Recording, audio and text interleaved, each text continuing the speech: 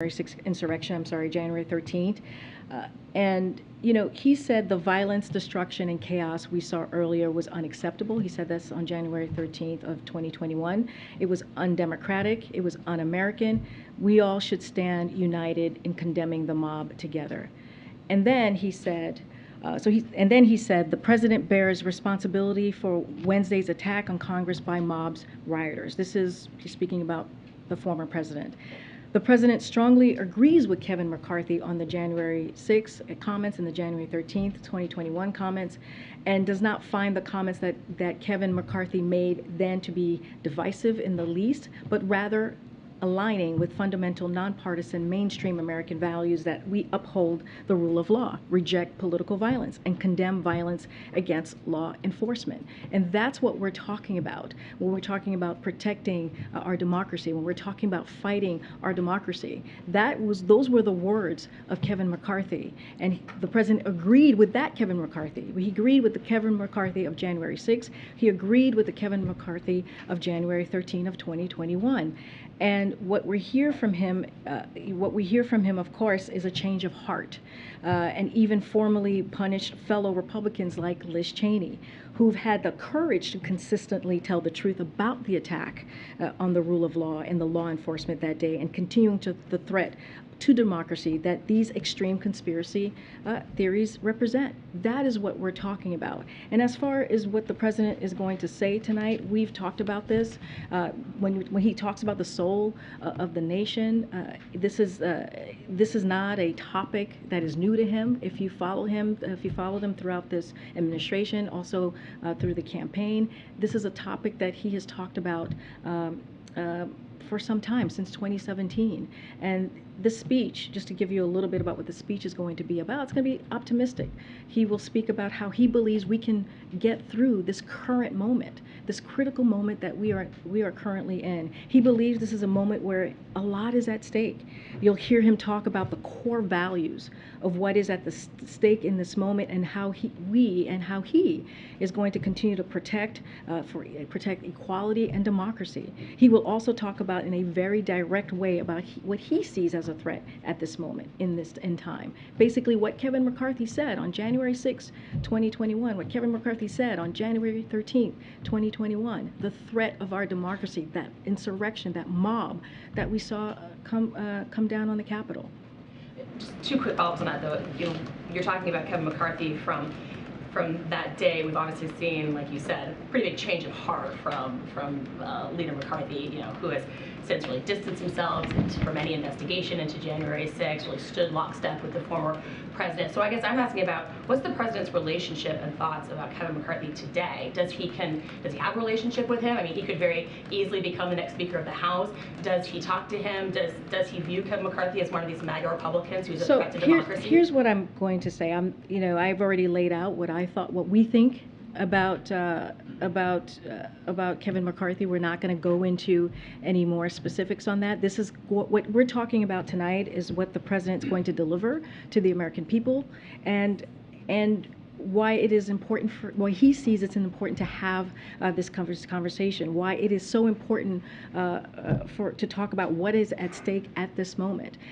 When you ask me about the mega agenda, especially as it relates to Congress, as it relates to elected officials, it is one of the most extreme agendas that we have seen, and it is a part of the it is the extreme part of the Republican Party.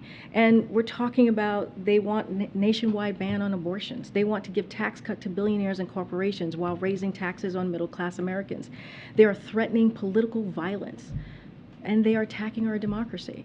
And so the president is going to take this time to talk to the American people, who majority agree with him on, and talk about, how can we continue to fight for our democracy, and do it in an optimistic way. Take that moment to give people hope, because this president believes that we can turn this around. Thanks, Karine. Is tonight a political speech? No, it's not a political speech. This is an opportunity, again, for the president to directly have a conversation with the American people. Look, he's going to talk about, of course, he'll talk about the importance of engagement. He'll talk about voter participation. But this is a speech about such a broader subject. What it means to be a democracy and what it means to participate in our democracy, given where we are as a nation. And he believes the stakes are very high, and that is important to go out and articulate what those stakes are and why it's important for people to participate in their democracy, and at the end of the day, why it is worth fighting for. And that is what he's going to talk about tonight. That's what you're going to hear from him. And again, it's a broader subject about this moment that we're in currently. Democrats and people on the left are pretty happy about the more aggressive tone they're seeing from the president and from the White House. But you're also facing some criticism, which has been brought up, that this aggressive tone is also stoking the divisiveness that he's trying to heal. Any concerns about that? The president's never going to shy away from calling out what he sees. And I said this yesterday, and I'll say this now. I'm assuming the divisive tone is coming from whom? From the right. From the right. So, look, we understand we hit a nerve. We get that. We understand that they're trying to hide. And we understand that ultra-MAGA office holders want to play games here and dodge accountability for their extreme proposals and actions, but they're just telling on themselves. Look, the president has always squarely targeted his criticism on elected leaders. This is about what they're doing in Congress. Those extreme MAGA Republicans, those who hold office. The first time that the president said ultra MAGA was about Rick Scott's radical plan to raise taxes on millions of middle-class Americans and put Medicare on the chopping block, put Social Security on the chopping block. I just mentioned national abortions, that ban that these MAGA Republicans want to do. It is important to call that out. And let's not forget, when you think about Medicare, when you think about Social Security, those are popular things. When you think about Roe and protecting women's right to choose, those are, majority of Americans support that. So so that's what we're talking about here. We're talking about agenda that is not popular.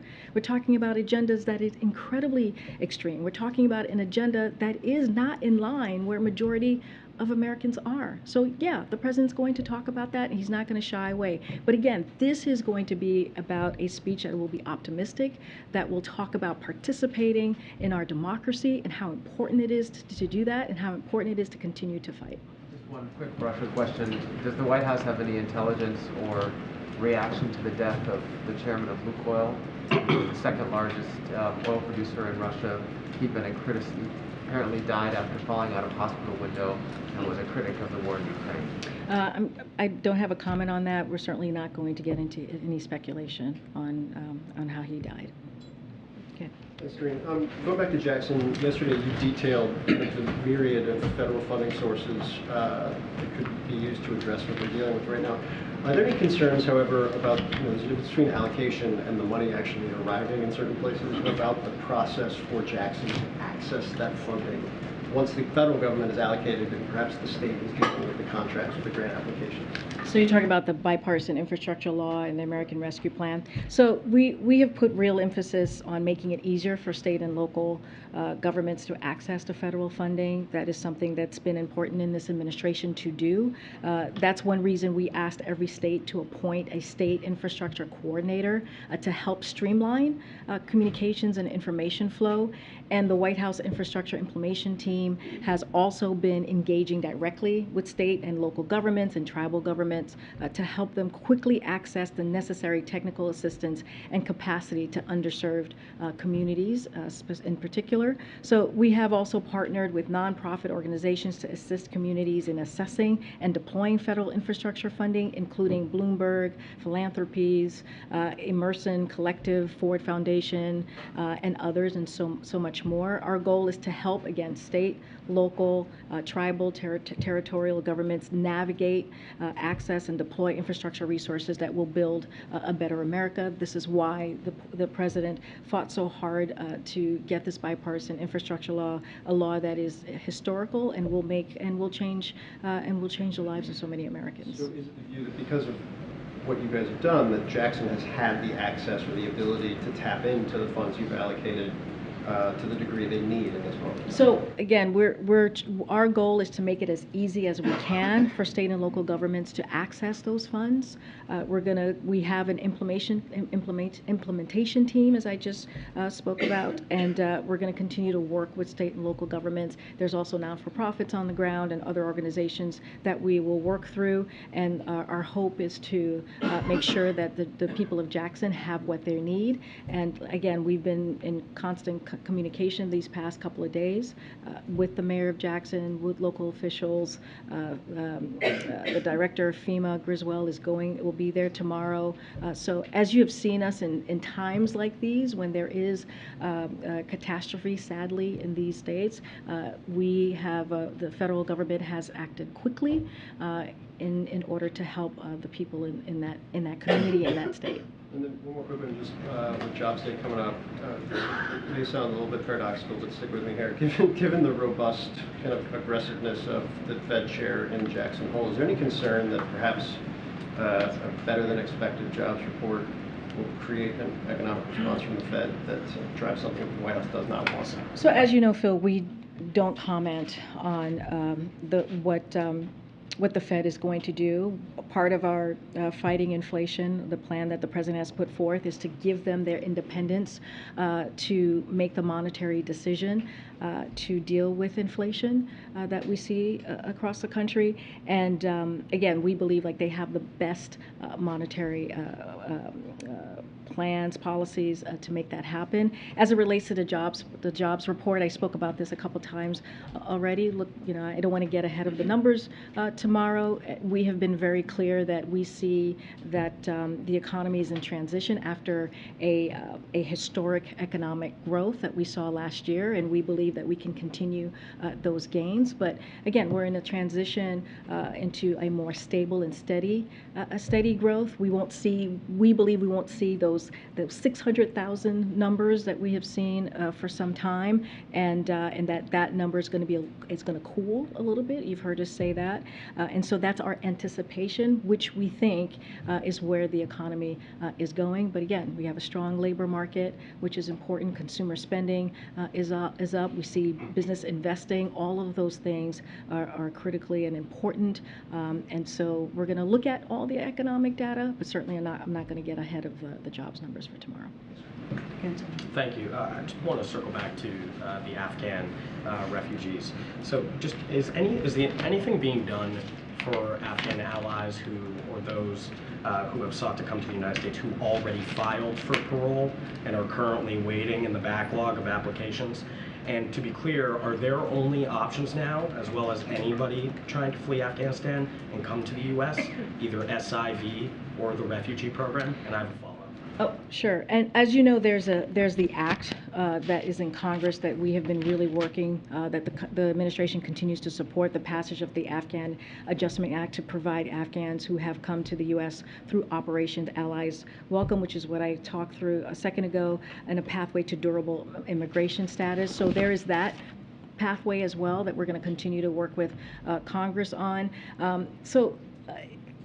I'm sorry, but that they would need an approved application. Oh, absolutely. I just wanted to make sure that I stated that as well. Look, as of August 9th, just to give you some numbers here, over 17,000 individuals have submitted all documents required to apply for Chief of Mission review or are beyond the Chief of Mission stage. We are working to process those as quickly as possible and welcome them into the United States. So this is something that we're working on pretty regularly. This is important to the Department of State, and so the Afghan SI program remains active, and the state continues to receive and process new SIV applications as expeditiously as possible. As part of our efforts to improve the program, we have cut the average COM review time to 6 of what it was under the previous administration, from 510 days in June 2020 to 82 days in June 2022. I don't have the specific numbers as you were asking about the backlogs,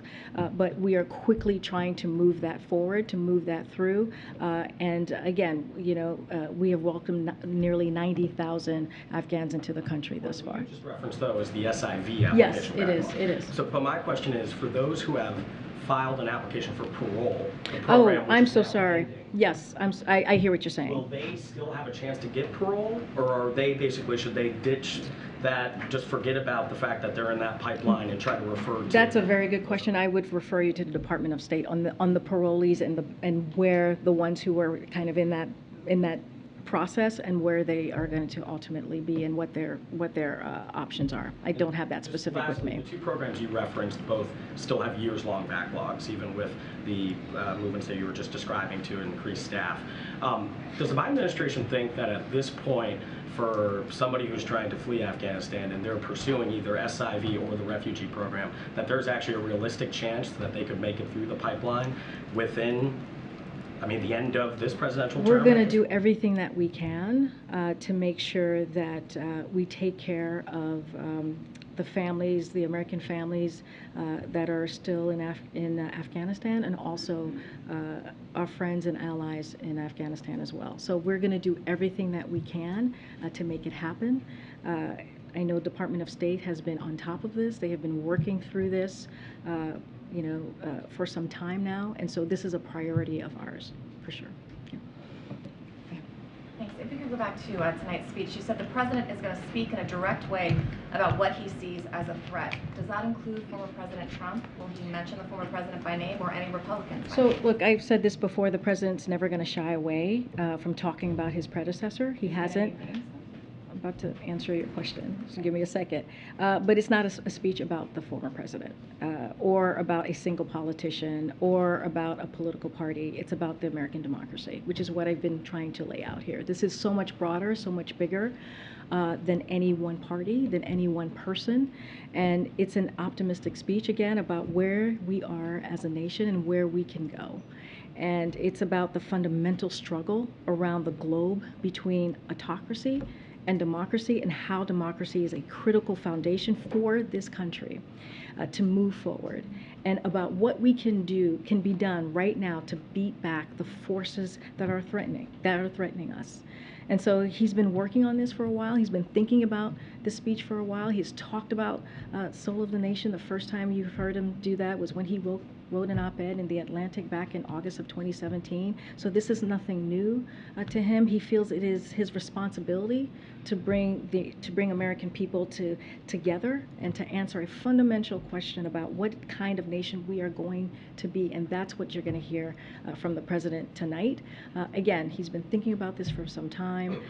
This is not a new subject or topic for him. But if that includes things, as you were saying to one of my colleagues' questions, concern about this MAGA Republican, this extremist agenda, and that's something he's going to talk about tonight. How is that not a political? Well, I said he's not going to shy away from that.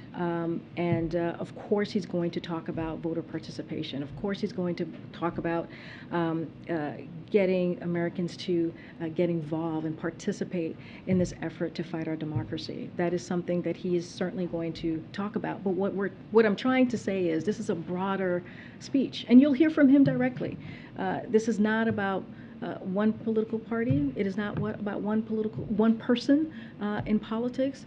This is about what we are going to do as a country to continue to fight for our democracy. Again, something that he has talked about for some time, and that's what you're going to hear from him. If you followed him through the campaign, if you followed him through the administration, this is not new, and he will speak directly about that, directly about the current events. But again, he's not going to shy away from the extremism that we see today.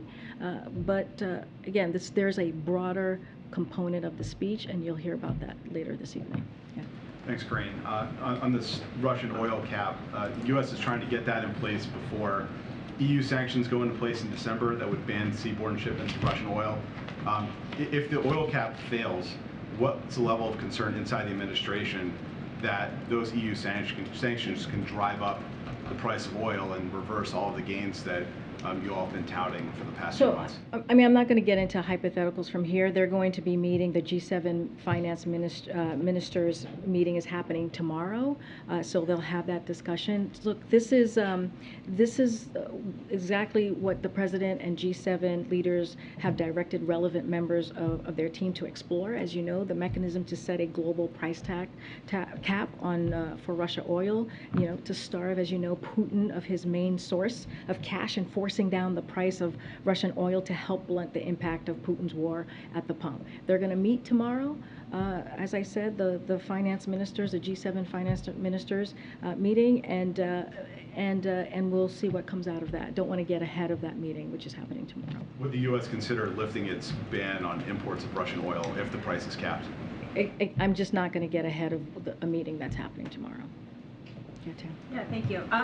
Given the ongoing threats of political violence and the majority of Americans saying they're concerned about American democracy, and something like 40% of Americans saying that they think civil war could happen in the next 10 years, how is the president going to deliver an optimistic speech? How is he optimistic in the face of all Have you that? followed Joe Biden? Have you listened to him make speeches in the past before? This is a president, I would argue, who knows how to do that, who knows how to deliver an optimistic speech, at the same time call out what is happening in this moment. And that's what you're going to hear from this president. If you listen to his past speeches, he has done that. How do we bring people together? How do we get people involved in this process, in this participation in our democracy? And look, just because you call out what you're seeing in this current moment, the extremism, the attack on our democracy, the attack on our freedom, the concerns that Americans have themselves, doesn't mean you can't bring the country together and show a positive way forward, show some hope, give some people some hope. And you'll see that from this president tonight. Completely unrelated, also not a thing to be optimistic about. The National Assessment of Educational Progress has this new testing that shows that 9-year-olds lost ground in both math and reading in pretty dramatic ways as a result of the pandemic. What is the president going to do about it? What is the administration going to do about this severe learning loss? And does the administration shoulder any blame for not pushing schools to reopen sooner? So let's step back to where we were not too long ago when this president walked into this administration, how mismanaged the pandemic, the response to the pandemic was, how 47% of schools were, in less than 6 months, our schools went from 46% to open to nearly all of them being open to full time. That was the work of this president, and that was the work of Democrats, in spite of Republicans not voting for the American Rescue Plan, which $130 billion went to school to have the ventilation, to be able to have the tutoring and the teachers, and being able to hire more teachers. And that was because of the work that this administration did. We were in a place where, again, schools were not open. The economy was shut down. Businesses were shut down. And what we have seen is, we've seen the numbers, but I think that's what we see. That's how we saw it. It shows you how mismanaged the pandemic was, and how the impact of that mismanagement had on on kids' progress and academic well-being. And so, again, our priority remains to make sure states and schools and districts are using these funds, that $130 billion. This is going to go again to tutoring, to more teachers, real solutions to make sure that our kids are getting what they need. And, every Republican Congress voted against that money. That is the reality. We had to do this on our own. And so, you know, we're going to make sure that those funds are directed to the most resources towards students who fell the furthest behind, which is important. And we must repair the damage that was done by the last administration, the mismanagement that was done by the last administration. But again, this is something that we took very seriously, which is why we passed the American Rescue Plan, which is why we put in $130 billion to deal with what we were seeing in schools. And so, you know, we're going to continue to make that, to continue to do that work and work closely with the schools. And Karine, two questions. One on Jackson. It is in a state where this water crisis is one of the poorest states in the South. With that said, it's compounding, the water crisis is compounding so much negatively in that community. And I remember during the Bush years, during Hurricane Katrina, New Orleans was set aside as a special case, as well as Detroit was set aside as a special case for them to work on revitalization, a renaissance, if you will. Is Jackson one of those places that this administration would hold in that kind of category? Because the economy is definitely impacted, poor state, etc. People are not working right now. It is unsanitary to go without water this way. Is Jackson one of those spaces that could have a special designation because of the compounding negatives and now this? so, the Biden-Harris administration, we're committed to helping the people of Mississippi cope with this current emergency, and we are going to continue to work with the state and local government officials to explore, I can tell you, all options to ensure that the people of Jackson have the access, to your point, to clean, safe drinking water. I don't have any announcement to make. I listed out yesterday the American Rescue Plan and what that provided for water upgrades, which was $450 million, $20 million went to Jackson, has already gone to Jackson to address water and sewer infrastructure needs. The state also has about $75 million in bipartisan infrastructure law funding available to provide clean and safe water. And so we'll continue to partner closely. We're going to look at all options. I don't have anything for you at this time to announce. And lastly, I asked the same question a week ago. Tomorrow now, there's expected to be a civil rights meeting with the president.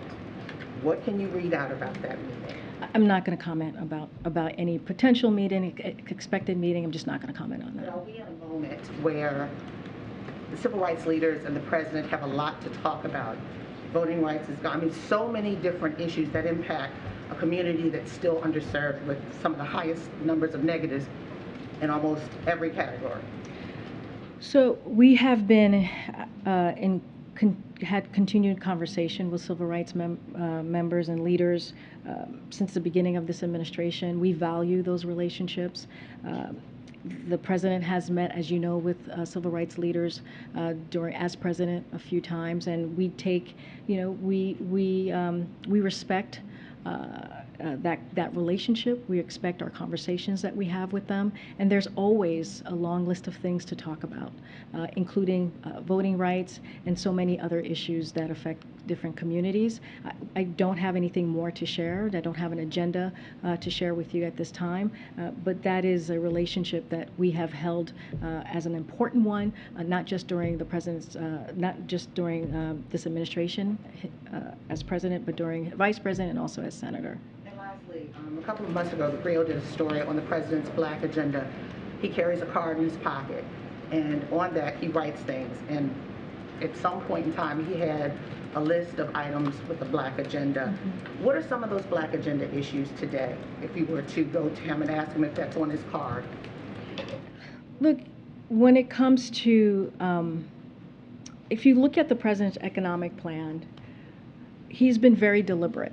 I just talked about the American Rescue Plan. I talked about the bipartisan infrastructure law and how that plan is helping the Black community. I laid out what we have put forth to help Jackson, Mississippi. But it's not just that. We know about education, what he's done for HBCUs, more than $6 billion that he has put forth, a historic amount of money to help HBCUs. So education has been really important. You think about the student loan forgiveness that he put forward last week. That's going to help communities at need, right? It's going to help the folks who are at the most risk. If you think about 90% of that plan is going to help people who are making under $75,000. That is part of the president's plan. If you think about going back to the bipartisan infrastructure law, that's going to create jobs for people. 90% of what you see from that law is going to 90%. It's going to create jobs where folks don't have to have a high school, college degree. That is going to be important. We're talking about building economic wealth. We're talking about having that generational wealth that's so important for brown and Black communities that they don't have. That's what the American Rescue Plan does when it helps start small businesses, for folks to start small businesses so they can develop that generational wealth. All of those things are part of what the president has worked on to make sure that he's building the economy from the bottom up and the middle out. So he's going to continue to do that work. It doesn't end there. We just passed the Inflation Reduction Act that's going to help many communities as well, lowers costs of prescription drugs. When you think about communities of color, how much our seniors have to pay thousands of dollars a month on prescription drugs. So that work continues. It doesn't end there, but we would say that there's been so much historic effort, historic legislation that's been done under this administration that's going to help many communities, including the Black community. I'll come back down. Go ahead. More on the soul of America from the back. I'll come in the back.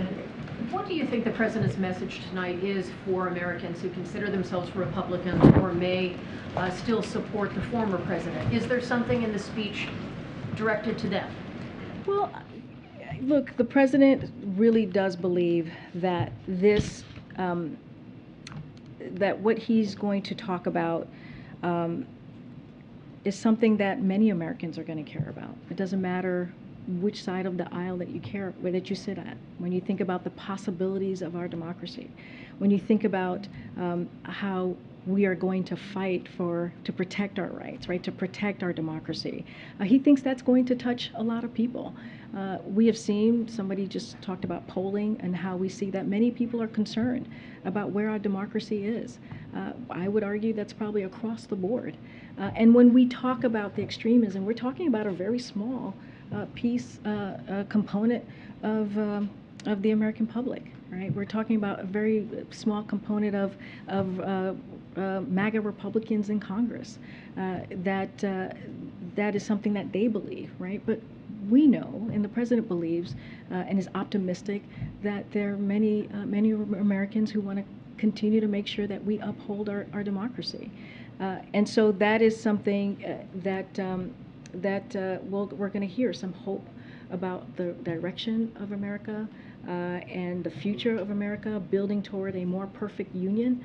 That is something that we have heard throughout our history in this country. And so he's going to speak directly to them. He's going to make the case. He's going to be optimistic. He's going to lay a path forward. And that's what matters. And that's why he's not going to focus on a political party. He's not going to focus on a political person. He's going to focus at what matters, what is currently mattering in this moment, and as it is at the heart of who we are as a country. Talk about who we are as a country. And that's what you're going to hear from the president. Hold up. Come to the back. Go ahead. I just want to try again on oil price caps. The Russian Deputy Prime Minister said today that Russia will not export oil to the world market if the price is capped below the cost of production. So given those comments, it's not entirely hypothetical, given he's said that. Is the White House concerned that Russia would refuse to sell oil under the cap, which would then cut off supply and potentially raise prices? Again, the meeting is happening tomorrow. I'm going to let the G7 finance ministers meeting occur, and we'll get back to you on that. But just want to lay out what we've done already, the strong actions that we have taken to ban Russian oil, and U.S. allies have announced plans to wind down their own imports of Russian oil. We've heard them make those announcements, but Putin has continued to try to find new markets for Russian oil. So this is the most effective way, we believe, to hit hard at Putin's revenue, and doing so will result in not only a drop in Putin's oil revenue, but also global energy prices. So we're going to continue to have our conversations with the G7 leaders. This is what's going to happen tomorrow with the finance ministers, and we'll have more to share. Great. I'm going to go to the back because people have been saying I'm not going to the back. Go ahead, Phil, and then I'll come around. Phil. Go ahead, Thanks, Phil. Karine. Returning to our discussion yesterday, following up on some of the things that you said today, I just want to clarify, does the President believe that the effort to restrict abortion, to restrict that freedom, is semi-fascism? Say that. How is this connected to yesterday? I'm just trying to think. So in terms of extremism, the extremism conversation that we were having yesterday, does the President believe that the effort to restrict abortion, whether it's at the local level or the federal level, to restrict that freedom, does he believe that that is semi-fascist? I mean, he was very clear. He was very clear that MAGA Republicans in Congress have an agenda that is extreme, and that's what you hear from them. The national ban on abortion is extreme, and also is not in line with where a majority of Americans are. It is just not. It is taking away people's rights. It is taking away people's freedoms, and he believes that is an extreme agenda. You've heard that from him directly. I don't even need to confirm that from here. He's actually talked about how extreme it is when we saw what was done with the Dobbs decision on June 24th, to take away a right that people had for 50 years, a constitutional right for 50 years, that women had to make a decision for themselves on their health care. And so, yeah, we see that as extreme. So, but I'm trying to figure out which bucket in particular to put it in, because the administration, as well as the President, has used different language here. There's extremism, and then there's also the semi-fascism moniker that he used. I mean, this is an effort that's been around for a long time. Does he believe that this movement, working through whether it's the state legislature or Congress, is in either of those buckets? When we talk about semi-fascism, and you talk about the attack on our democracy, that's what we're talking about, right? An attack on our democracy. That's what we're seeing. Attack on our freedoms. That's what we're seeing from the MAGA Republicans in Congress. That is what they're doing. That is, when you're talking about inciting violence, that is an attack on our democracy. And when you see a mob that is attacking the Capitol, and you don't call that out, or you call it out one day and then change your mind another day, what message are you saying about our democracy? But specifically with regards to limiting these freedoms, I guess my question is, the Supreme Court created this space for the anti-abortion movement at the state level, and also perhaps at the federal level, to try and restrict this freedom. Where do they fit into all of this? How would the President describe them after that decision? Were they just extremists, or were they, part and parcel of a semi-fascist? Look, here's what I'll say.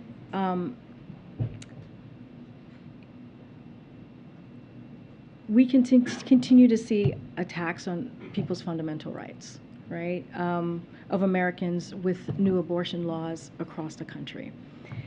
And when you have national Republicans who are leaders in their political party, who sit in office, who say that they want to take away the rights, even in case of incest, in case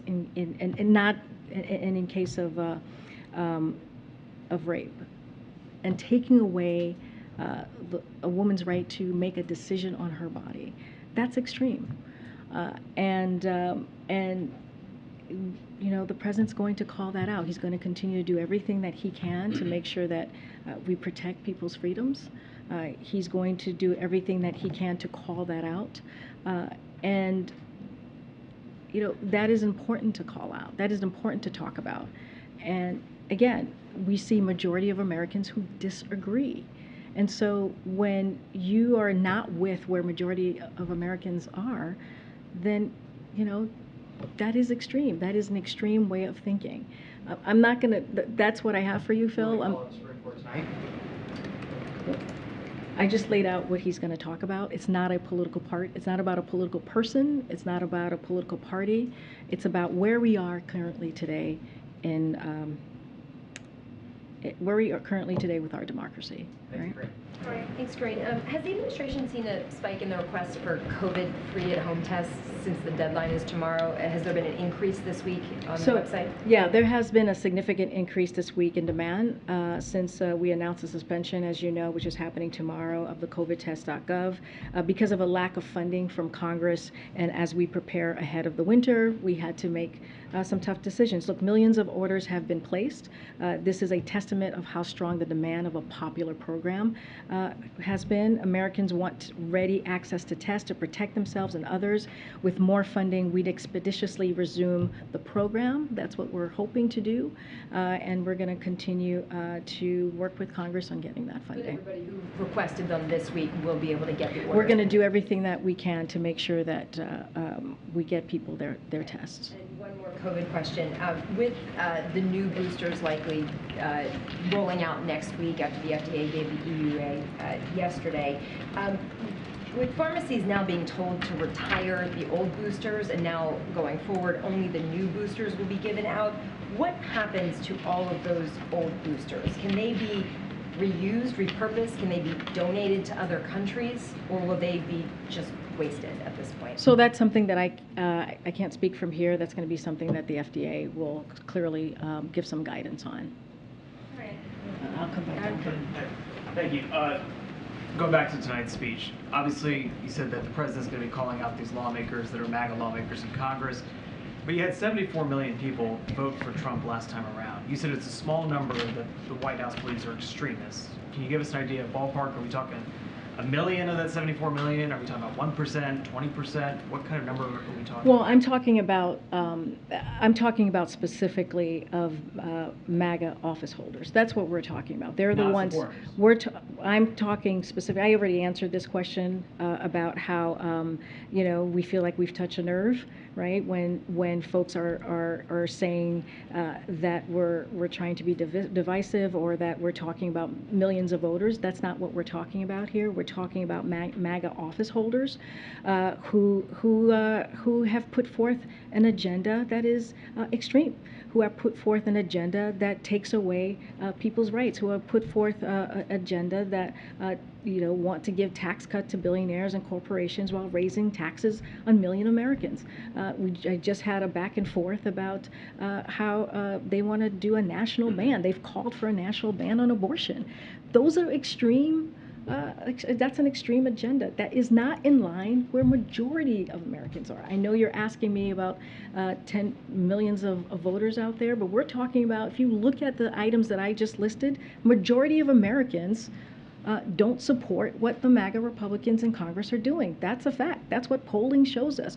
When you're talking about an agenda from Republicans in the Senate who are talking about getting rid of Medicare, putting that on the chopping block, putting Social Security on the chopping block, that's not popular. That's not something that majority of Americans want. So if it's MAGA office holders, we've seen Democratic groups, I'm thinking of like the Democratic Governors Association, boost Trump candidates, like Maryland. You think of Dan Cox, who just got the nomination. Is that then hypocritical if you're saying we've got to make sure these MAGA supporters are not in office, but you've got Democratic groups that are boosting their campaigns in the primaries? I mean, I can't talk about campaigns and what another candidate is doing or a committee is doing. I can't speak from that from here. Look, I can say this: the president has always been clear. There are going to be people who disagree with his programs and legislative priorities, and that's what democracy is all about. Like, we understand that, right? But people accept elections and we move forward as a nation, right? But there is a growing number of people who refuse to accept the results of free and fair elections, people who actually openly talking about subverting elections in the future. This is not a speech where he's going to tell people to vote for one party or the other. That's not what he's going to do. He's going to, I'm talking about tonight. He's going to talk about uniting the people of this country who believe in equality and democracy. And this is about bringing people together who believe in America. That's what the speech is going to be about, and that's what he's going to focus on. And obviously, there's been a lot of focus on previous speeches, previous comments, one in Maryland the other day. Is it only on the far right that deserves to be called out, or are there elements of the far left that also deserve to be either scrutinized or lectured? Look, I just laid out there is going to be some people who agree with him and who disagree with him. Whether it's legislative initiatives or programs, that's going to happen. But what we're going to hear from him is how to move the country forward. That's going to be the focus of the speech tonight. It's going to be optimistic, it's going to be hopeful, but it's also going to lay out what's going on currently in this moment. That's what you can expect from him tonight, and we're going to try and see how we can move this country forward. Last one for me is, he's going back to Pennsylvania tonight. He's going on Monday for Labor Day. He's doing Wisconsin. Everybody here's been asking about Mississippi. No plans to go see what's going on the ground? I just said the FEMA administrator.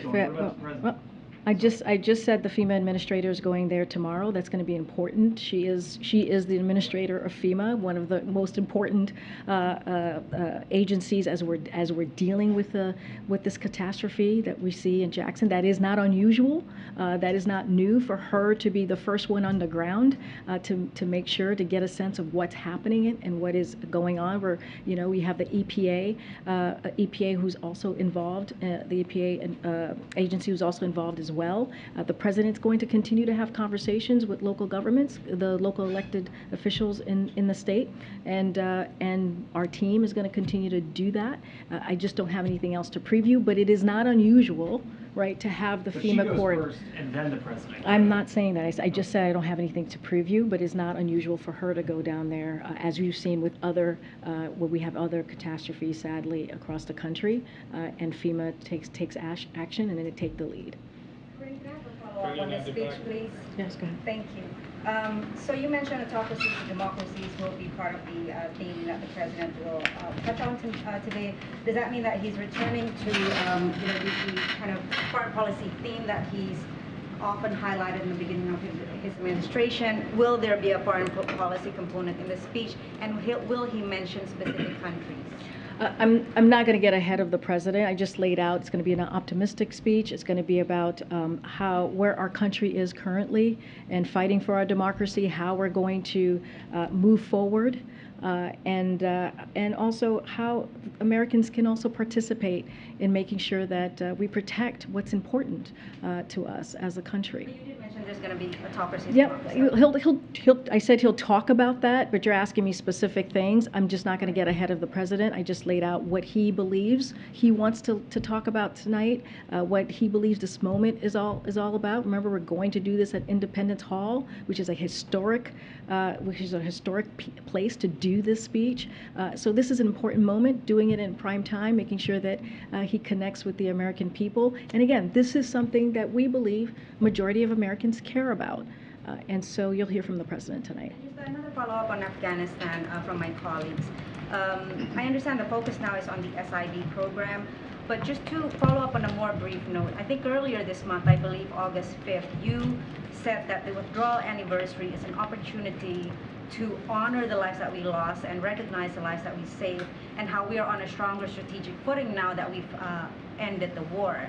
And so it seemed at that time that the administration was, at least, to me, correct me if I'm wrong, planning to mark the event in a way that would highlight those issues that you mentioned at that time. But instead, we have this narrow statement from the president, not on the withdrawal itself, but on the anniversary of the Kabul airport attack. So can you explain the thinking behind that messaging strategy? And could you please respond to the criticism that the administration's goal here is to downplay the withdrawal anniversary and kind of just put it in a rear view mirror as soon as So possible? I'll say a few things. We remain committed to supporting the Afghan people, and we are proud to be the largest single provider, just to remind you all, of humanitarian assistance to Afghanistan. We are working closely with the United Nations and other partners to provide the assistance directly to the Afghan people without benefit to the Taliban. We will remain vigilant against any terrorist threats, as we demonstrated in July when we took out the leader of Al-Qaeda. We will continue to prioritize relocation effort for our Afghan allies and welcome our Afghan allies to the United States, since our commitment to them is enduring. And we will continue to press the Taliban for the safe release of Mark Farix and to respect the human rights and fundamental freedoms of all Afghans, including women and girls. That is our goal. That is our commitment. That has been our commitment for more than a year now. And again, we are committed to supporting the Afghan people, and we will do everything that we can in what I just listed. I'm going to keep going. I'm going to keep going. I'm going to keep going. Go ahead. Thanks, Karine. So you read at the top of this about the president's statement on manufacturing and announcement of those new jobs. When will those jobs materialize? And when the government subsidies go away, like the CHIPS Act and American Rescue Plan, will those jobs also go away? So, look, the reason that we announced these, what Macron is doing for solar, Toyota, Honda, and Corning. If you think about Macron, they're going to a $15 billion investment over the next 10 years. That is going to create a lot of jobs, and that's going to be in Idaho. Look, I'm sure they'll share more on what that process is going to look like. But the point that we're making is, because of the work that we've done, the CHIPS Act, let's remember, that was actually a bipartisan piece of legislation. The fact that we were able to come together to work on this important manufacturing bill, right, that's going to help make sure that we create semiconductors here. That's what this manufacturing facility is going to be about, making sure that we strengthen our supply chain, making sure that we strengthen our national security, making sure that we're doing the Made in America. That is an important step forward. And so they'll provide more information, but certainly $15 billion that they're going to invest and create their first manufacturing to deal with semiconductors. That's an important step forward, and that's because of the work that this administration done, and that's why we highlighted it. One more quick one. So I want to ask about campaign promises. Well, candidate Biden said he would end the fossil fuels industry. Then he went back and said that he's not going to end all fossil fuels. We've seen increased regulations and restrictions in that industry. Pennsylvania is the third largest coal producer in the United States. In the past year, we've only seen about 1,600 jobs in net added to mining and lodging in that state. So why not just change the energy policies, help out Pennsylvania with jobs and energy security? Look, we just passed the Inflation Reduction Act, which is going to change people's lives, and is the most historic investment that we'll see, that we have seen in this country to deal with climate change, right? To deal with energy, and so that is important there. And let's not forget the bipartisan infrastructure law as well, that's going to deal with climate change. And so, look, we're going to continue to do the work. This is a commitment that the president has. He has created, as you know, you've heard me say this, almost 10 million jobs, new jobs, since he's gotten into office. The bipartisan infrastructure law is going to create jobs where you're not going to need a college degree. That's important. 90% of those jobs, you won't need a college degree. That's going to be important to Pennsylvania. That's going to be important to many communities across the country. And he's going to do this in a way that he's going to meet his campaign promises.